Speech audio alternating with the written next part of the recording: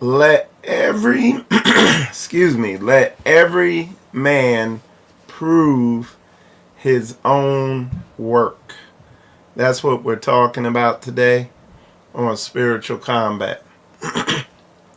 And we're gonna get pretty granular with that as usual. We're not gonna it's not gonna be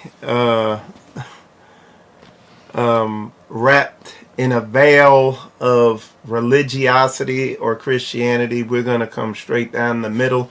I think when we get done with this lesson, what we're talking about,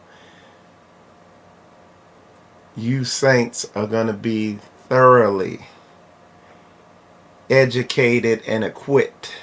Okay? It's going to be a pretty good message. As y'all know, I have been dialed in, laser focused, locked in on the things the goals and accomplishments that I have set for myself this year. And one of the things I realized was that I was extremely distracted by people, places, and things, but by far the biggest distraction was my mindset, okay? Where I was focusing, where I was looking, stuff like that. And this lesson here is going to definitely be tied into that. I could tell you, man, this dead season has been a one of true growth from me. There's a lot that I've seen, a lot that I've learned, a lot that is the Most High has brought to my awareness about me. You see what I'm saying? About me. So what I'm gonna do, man? We're gonna get into this lesson. I think is gonna be pretty clear and apparent. If y'all can, bless y'all saints in the comments. Shalom, Brother Miguel. Good to see you in there. If y'all can, let me know how my audio is, and while I'm waiting on you guys to do that, because my audio might, excuse me, be a touch hot, might be too high. So just let me know. And while you're doing that, I am gonna pull up some of the stuff we're gonna be talking about. We're gonna put it up there. And we'll go ahead and get started.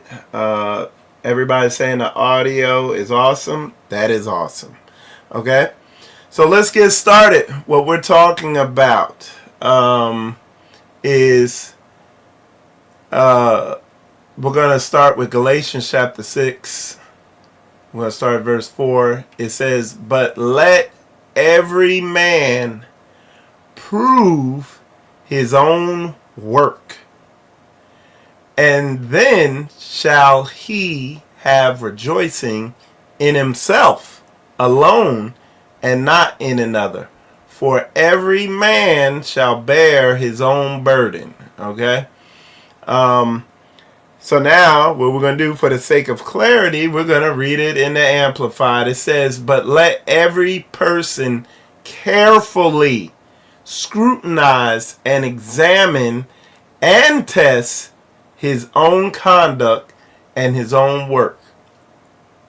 He can then have a personal satisfaction and joy of doing something commendable in itself alone, without resorting to boasting, comparison with his neighbor.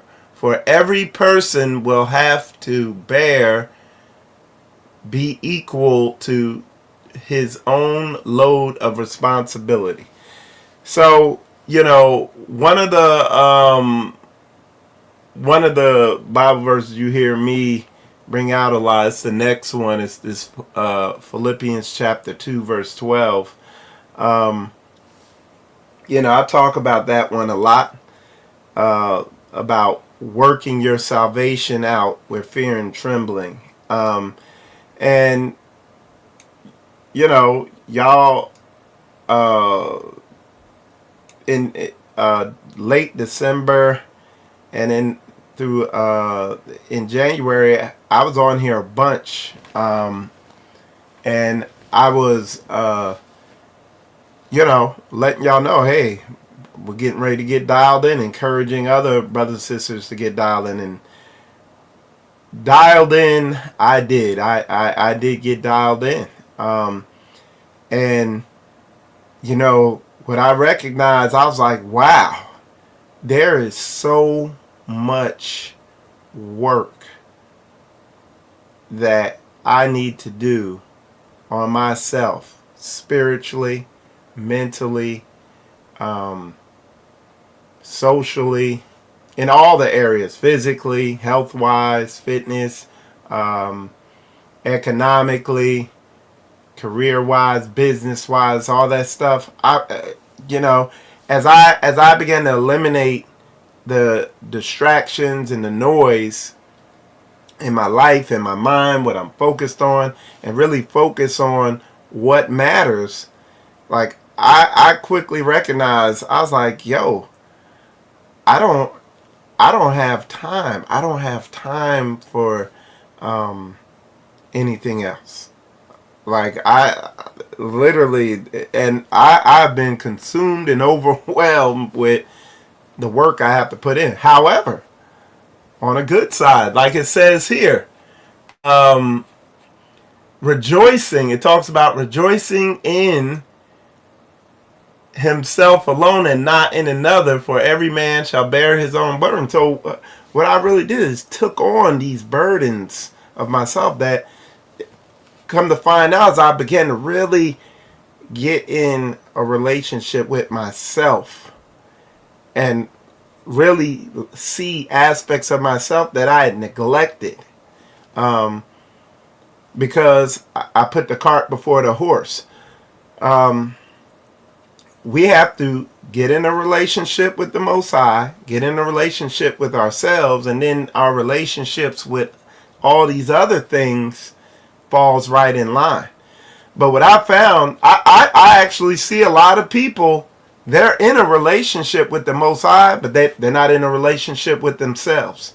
So they're just kind of aimlessly going through life, not knowing what's going on. You have to get in a relationship with yourself. You have to, and what does it mean to get in a relationship with yourself? I have a whole series, it's called A Journey Inwards. And it's just literally about looking at yourself, becoming aware of what you're doing and how you're operating, how you're thinking. You have to get in a relationship with yourself.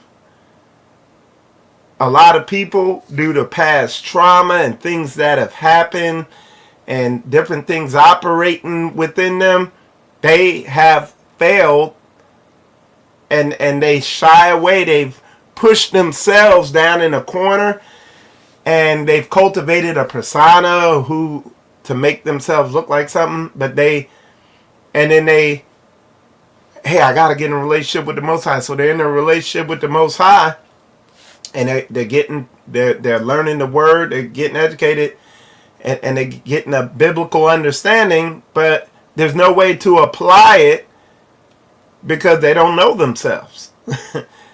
And you run into a lot of people, hey, because this is why I tell people, hey, you need to, when you're studying the word, you need to make sure you're studying the word in an area that you need growth and development in.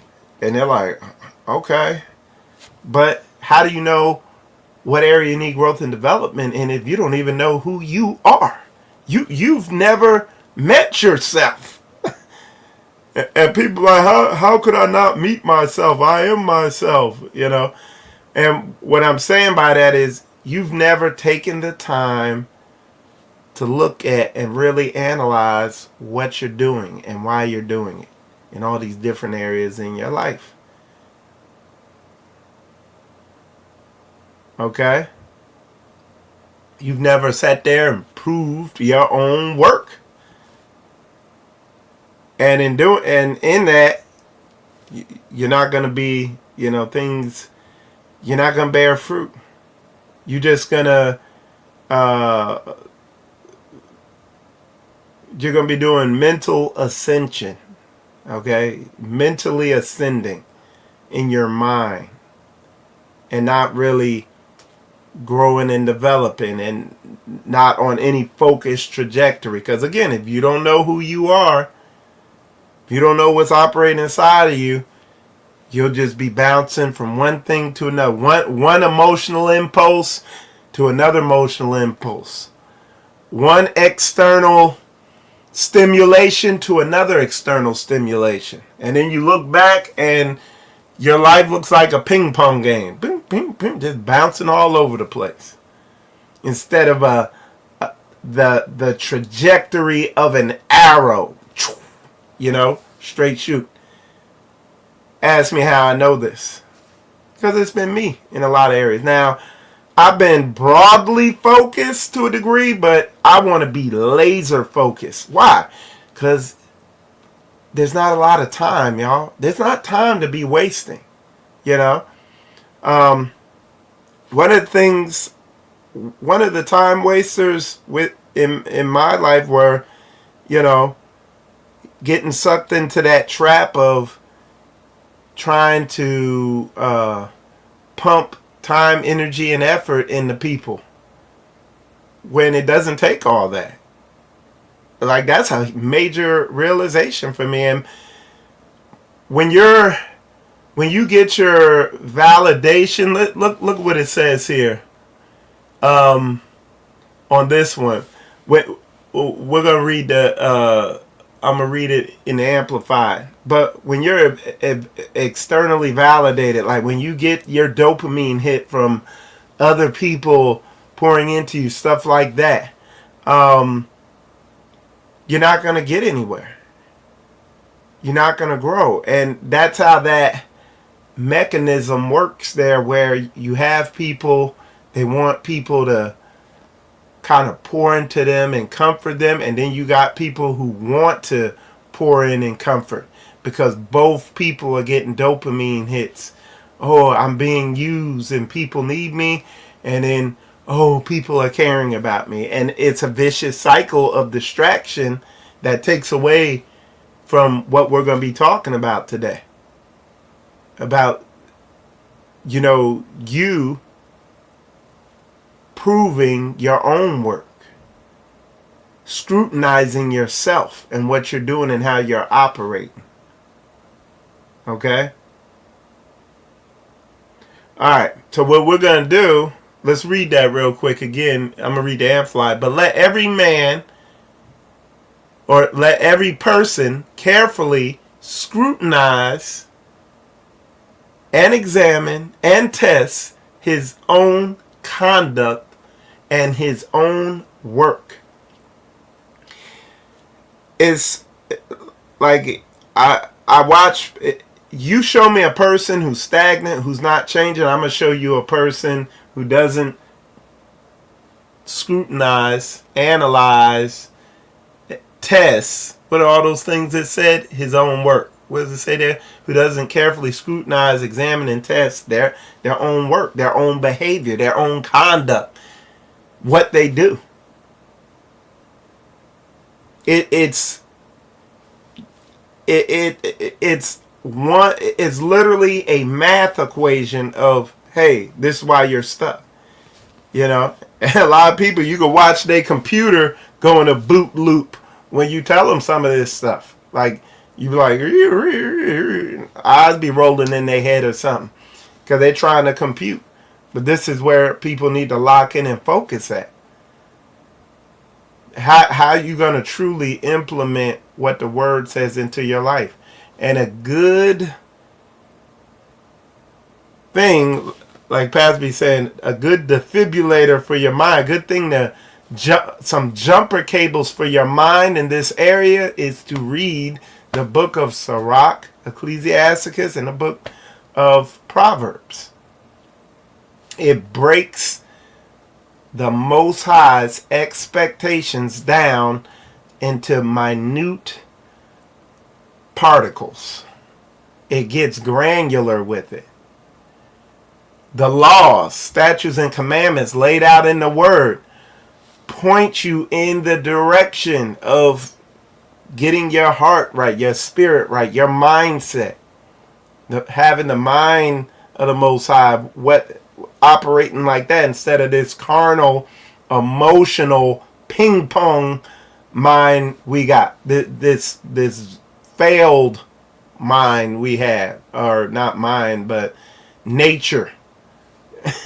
What they call it, the Adamic nature, I think they call it, where we're impulsive, addictive, you insert it, lustful, you insert it in there, and where we're led by that.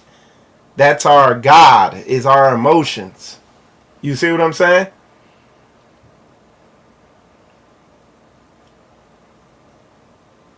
So we gotta let every man prove his own work.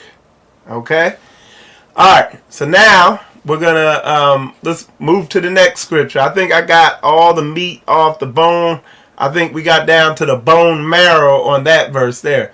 So Philippians chapter 2, verse 12. Wherefore, my beloved, as ye have always obeyed, not as in my presence only, but now much more in my absence, work out your own salvation with fear and trembling.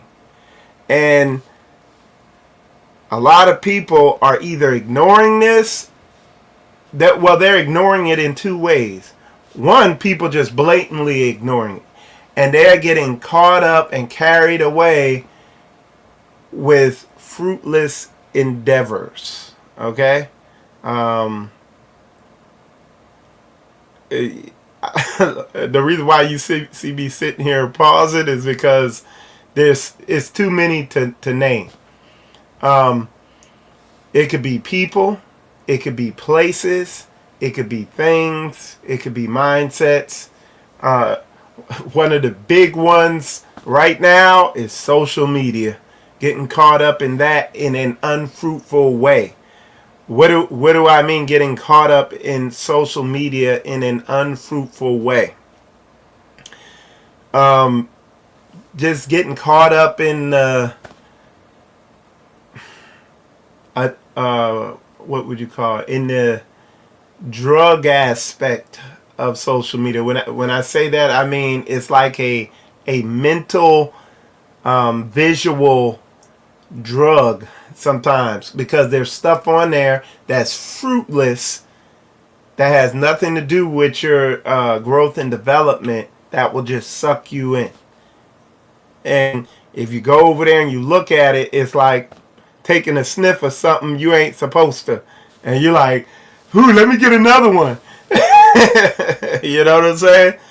That's how it is. Ask me how I know. Like, my thing is, they'll put up basketball stuff. I'll get sucked into that sometimes.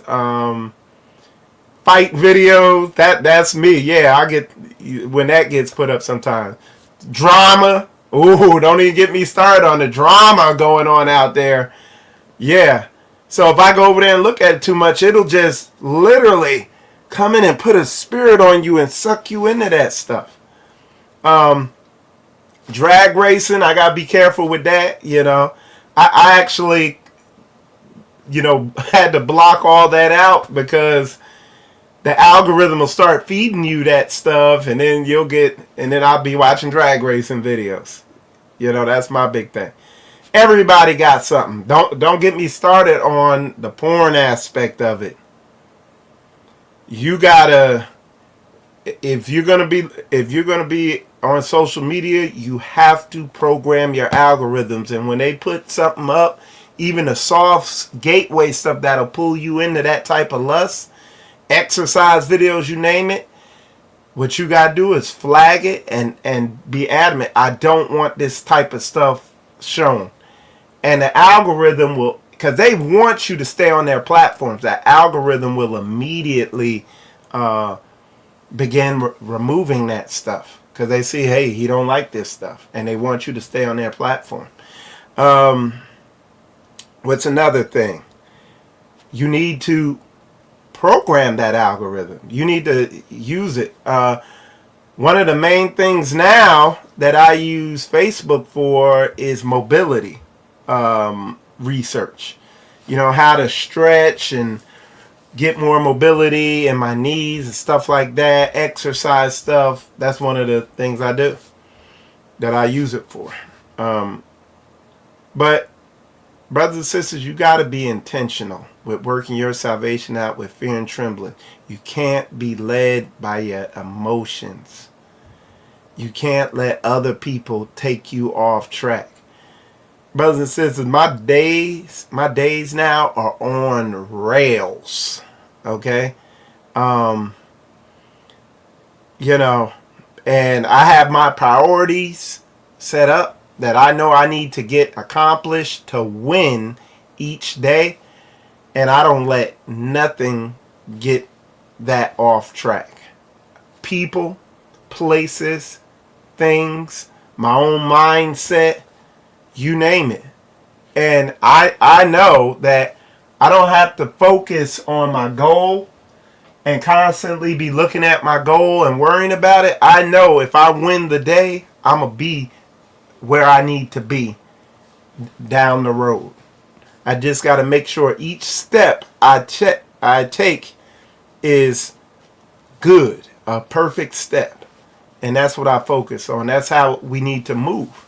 Because I see a lot of people, man, they are distracted, and we're living, nobody's talking about it enough. I'm gonna be doing a show here soon. I do them from time to time. I've done about 2, maybe 3 so far. I'm gonna do another show on the attention economy and how things are out there vying for your attention, battling for it. These companies are using sorcery and witchcraft to grab your attention. Why? Because at the end of the day, Satan's behind all of it. Okay? At the end of the day, it's Satan behind it. And he knows if he can cause you to not analyze yourself, if he can cause you to not carefully scrutinize and examine and test your conduct, he knows he got you. He got you. All he got to do is get you a little off. You're gonna you're gonna be off just enough to not analyze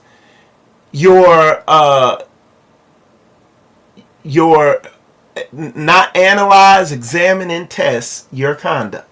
You're on the surface, you're still gonna look religious. You're still gonna look like you're in the faith and believing and obedient and righteous and all that. But in reality, you're just a little off. And why is that so? What would back up what I'm saying? What backs up what I'm saying is he's a deceiver. He's deceptive. He operates in deception, y'all. So you got to be vigilant on this thing. Okay? You got to police. You got to be vigilant about this shit that's between your ears. You know what I'm saying? You can't be led by it. You got to be led by this book. And the only way you're going to know is by doing what? Scrutinizing and examining and testing your conduct. I ain't got, man, y'all see me. Look, I'm guilty. I've been one of them people out there caught up in everything going on out there and all this stuff. Y'all seen me before I came to Straightway. I was all over the Hebrew Israelite community trying to do all this stuff for everybody else or whatever. Not being locked in and focused. You're going to be a brighter light. You're going to be a brighter beacon if you focus on yourself and work on yourself and work your salvation out with fear and trembling, y'all. Put a 100 in there if y'all get what I'm saying, if you understand where I'm coming from. All right, so let's read this. We're going to read this in the Amplified. Philippians chapter 2, verse 12. Therefore, my dear ones, as ye have been always obeyed my suggestions, so now, not only with the enthusiasm you would show in my presence, but much more because I am absent, work out. And it breaks down what it means, work out. Cultivate, carry out to the goal, and fully complete your own salvation with reverence and awe and trembling, self-distrust with serious caution, tenderness of conscience, watchfulness against temptation, timidly shrinking from whatever might offend God and discredit the name of Christ. Okay? But look, I'm going on to the next verse because it broke that all the way down. Use every word it can to show you the level of vigilance you need to have as you operate. And even more so in the times we're in now. I mean, it is like life does not exist in the comfort zone, y'all. If you live in your comfort zone, you're dead. Life begins at the edge of the comfort zone. That's where life begins. And a lot of people live and exist in their comfort zone.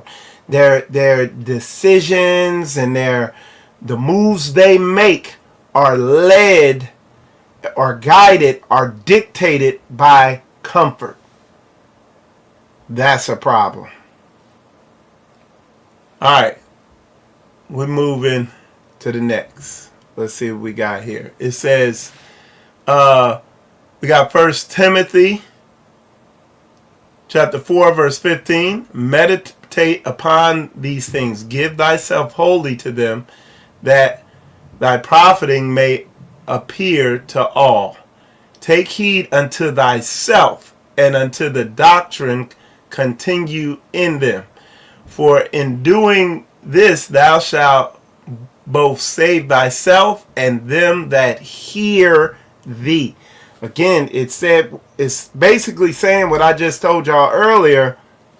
If you work on yourself and focus on yourself and your growth development in all these different areas, spiritually first, then mentally, socially, economically, and all these different ways, if you focus on your growth and your development, it's gonna be a light to everybody else. Because what you do speaks so loud, you can't hear what people are saying. You know what I'm saying? All right, so Amplified. We're going to read that same one. Practice and cultivate and meditate upon these duties. Throw yourself wholly into them, so that your devotion may be an example to all, so that your progress may be evidence to everybody. Look to yourself and to your teaching. Preserve in these things, hold to them, for by so doing, you will save both yourself and those who hear you. So again, me coming into this ministry, it was what I heard it, but I've heard, a lot of people who can talk and do it in a brilliant way. Prior to coming in the straight way, I had seen, I had been around and studied under some people who they knew the word on a level I have yet to see to this date. There was a dude, he lived in the Middle East for 10 years and lived in Israel for 10 years just to get a deeper understanding of that thing. But guess what? What I hadn't seen at all, ever, was people actually doing it to the level I saw it and I see it being done in this ministry. It's the footwork. It's the action. It's the fruit. It's the watching people operate under distress and stick to the word. Having your house in order, having your family in order. It's all that stuff. That's what I saw. I came into the ministry, I seen it, saw the footwork, listened to the messages, and once it was internal, I went on to help other people get it and listen to the messages and get the word out, like helping out with the media and stuff like that. And I'm saying that for a reason, because I watch people just consume message after message after message after message after message after message after message after message after message, and it's like, but they're operating in a Greco-Roman Christian mindset, and they never change. There's no growth, there's no development, there's no progression. Stagnation. That's that Christian mindset where they feel like, okay, if I go to Shabbat and listen to the message, then I'm righteous. No. There's more to it than that. There's footwork involved. There's growth and development involved. And it's not a quick process. That's the other thing. So, anyway, let's keep it moving.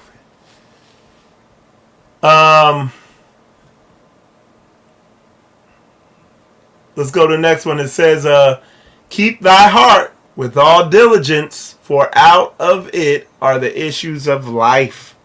It said with all diligence. Let's read it in the Amplified. Keep and guard your heart with all vigilance, and above all that you guard, for out of it flows the springs of life. So what it's telling you, when it talks about heart, it's talking about your thoughts, your mindset, what you're thinking. You have to be aware, and you have to be diligent about what you're thinking, feeling, the impulses going on. And you got to make sure they're in alignment with the word. Because from those thoughts, feelings, emotions, impulses, and all that stuff like that, out from all that, it flows out through your works and how you move and operate, and you can't hide it. People will try to talk a good game, but that footwork don't lie. Okay?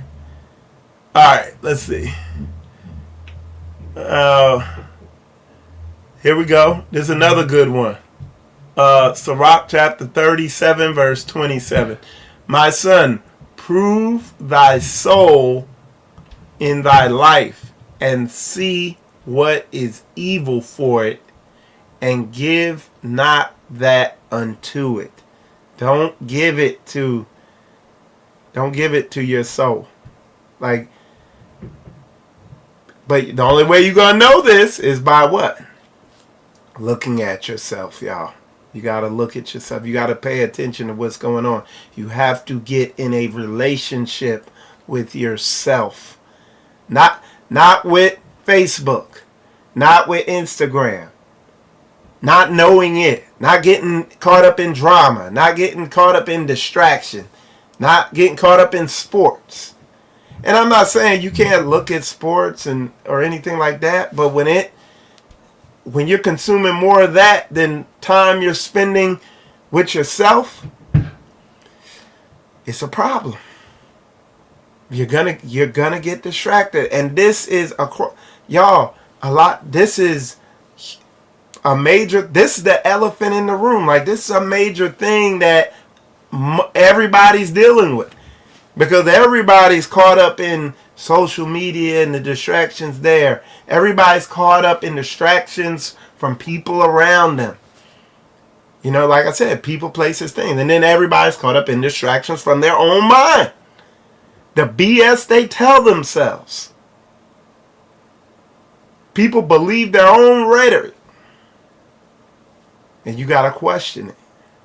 Okay? So you got to prove thy soul in thy life. Prove it. Okay? Let's see what this one is. Now, it says, give not over thy mind to heaviness, and afflict not thyself in thine own counsel. The gladness of the heart is the life of man, and the joyfulness of a man prolongeth his days. Okay? So again, if you're wrestling with depression, are you meditating on depressing things? You know what I'm saying? A lot of times people who watch like a lot of movies and they like consume things that like they kind of are focused on other people that are doing what they wish they could do. A lot of times people like that, they fall into depression. Because what? They're not in a relationship with themselves. They're in relationship with some fantasy. So Rock 14:11, my son, according to thy ability, do good to thyself, and give the Lord his due offering. So according to your ability, do good to yourself. Like, take the time to work on yourself and grow and develop. Check this out. Before I forget it, I saw a saying. It was a good saying. I think it came from a coach, Herb Meyer or something. He said, if your daily habits and he said if your daily habits and routines don't reflect your goals and dreams, something's wrong. You see what I'm saying? This is what you got to fight for on a spiritual level in your life. You got to make sure your daily habits line up with your salvation and where you want to be spiritually in all these areas. But starting out spiritually. The word tells you meditate on the word day and night. Man, some of the behavior I see in people, I know they can't be doing that. With the distraction of people, your own mind, social media, people are meditating on that. They're meditating on their own thoughts. They're ruminating. They're not meditating on the word. Yes, you can meditate on your own thoughts. That's what ruminating is. A thought that just keeps going through your head in circles, and it just keeps cycling through your head.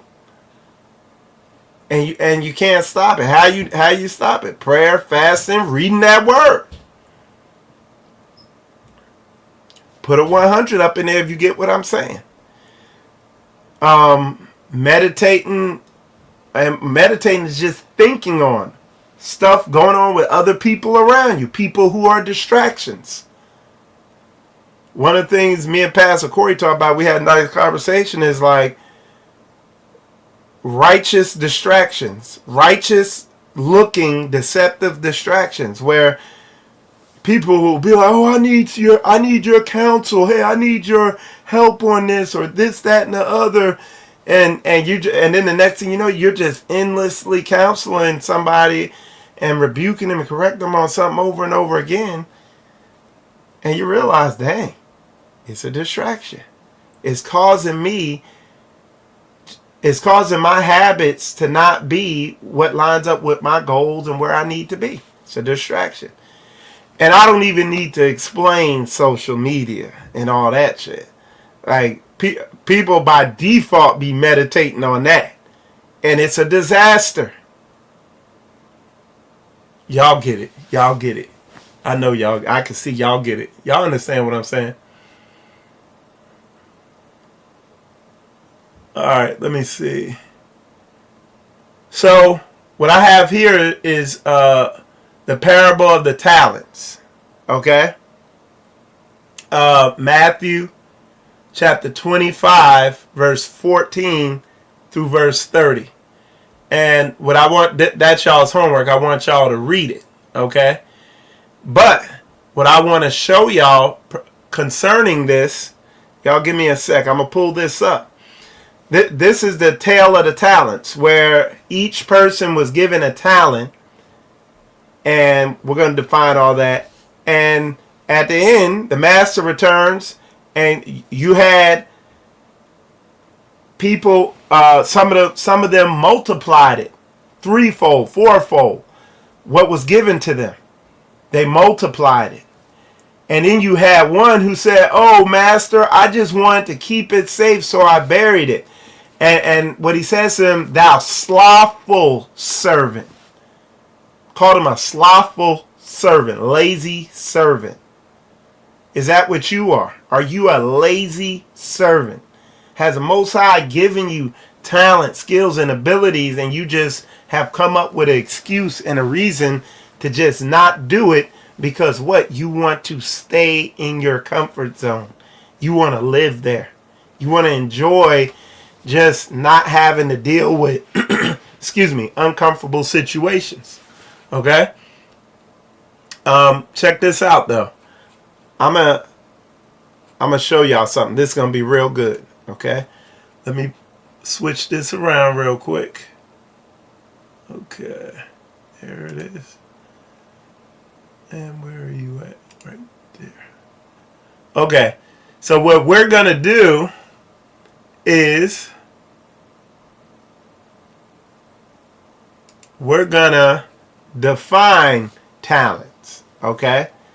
And it's going to be pretty good. So let me get it back up here. Okay. So what it says is biblical definition of talent. So pertaining to that story we read, the tale of the talents, it says, in the context of the parable of the talents, a talent was not a skill, but a large unit of weight used for currency, typically gold and silver. It represented an immense amount of capital entrusted to a steward. But keep it 100, that's what your talent is. In the modern definition of skill or ability, it's an immense amount of skill and talent entrusted to you by the Most High. And it goes into the value of it. One talent was roughly equivalent to 6,000 denarii. Since a denarius was a standard day's wage for a labor, a single talent represented about 20 years of labor. The tale of the talents, okay? Symbolism. In the story, it represents a spiritual gift, life resource, and opportunities God entrusts to an individual to manage and multiply, okay? So, now here's the modern definition of talents, because this is what that story represented, just like it just said there. It says, today, the word has shifted from a physical weight of money to an internal quality of the person. Definition, a natural aptitude, inner ability, or superior mental endowment. Context, it refers to a person's giftings, such as music, leadership, is saying athletics, that can be developed through practice and used to achieve success or serve others. And if you look and you study now concerning spiritual gifts, I know a lot of times what's taught about is I forget the category you would call those gifts, but like a lot of times the gifts that are talked about are healing and tongues and speaking in tongues and stuff like that. But when you read through that in Corinthians, where Paul talks about now concerning spiritual gifts, I would not have you ignorant. He goes into other gifts. There's gifts of administration. There's gifts of serving. You know, you need a lot of that in the body. People who just, and we have them here. Brothers who their gift is serve. Like they look for areas and places to serve. We have sisters like that too. And that's needed in abundance in the body. Gifts of administration, a lot of things that are there. But whatever it is, your talent is, are you sitting on it? You see what I'm saying? Are you letting comfort kill it? Check this out. I wrote here, comfort zones are where talents go to die. Comfort zones are where talent goes to die. That's where it dies at. That's where you die at, in your comfort zone. Trying to stay comfortable instead of doing what you need to do. You see what I'm saying? And, these assemblies, the home assemblies, and being a part of an assembly is where it's an environment that's very constructive and it's an environment conducive. I'm sorry, wrong. Very conducive to growth and development. Now, I'm going to tell y'all something. This is bonus topic right here. A lot of people, when they come, you have people who come into this and they haven't counted the cost, and it's too uncomfortable for them to face themselves and go through the discomfort of realizing you're not this fake ideal that you conjured up of yourself. Okay? And a lot of people come into this and they find out who they really are and where they need to grow, and they're like, no. You know what I'm saying? The fear of that, they can't face it. They can't handle it. Okay? Let me see. Yeah, the fear of that, they can't face it. They can't handle it. It's just, I'm not going to change that. That can't be me. They have created a fake image of themselves for so long that when the reality of who they really are comes out, they're like, man, I can't face it. I can't deal with it. Even though the word and everything is backing up that, yo, this is who you are and you need to work on this. They can't face it. And you know what? You know what the community environment turns into to them? It turns into oppression. It turns into no freedom. I'm not free. It's oppressive.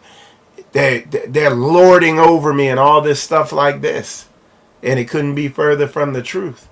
You just didn't count the cost. You just ain't keeping it 100. You just want to stay in your comfort zone. Y'all, this is real talk. But anyway, that's what I wanted to say. I saw Brother Steve from Canada. He was in here. Brother Steve, I worked on that little project you had given me, and I don't have access to do it. It has to be the owner of the account to be able to access that stuff that you're wanting to access. So you know who the account owner is. You're gonna have to go that route. I'll be reaching out to you, let you know in a little while. But anyway, y'all, with that said, I appreciate all y'all tuning in.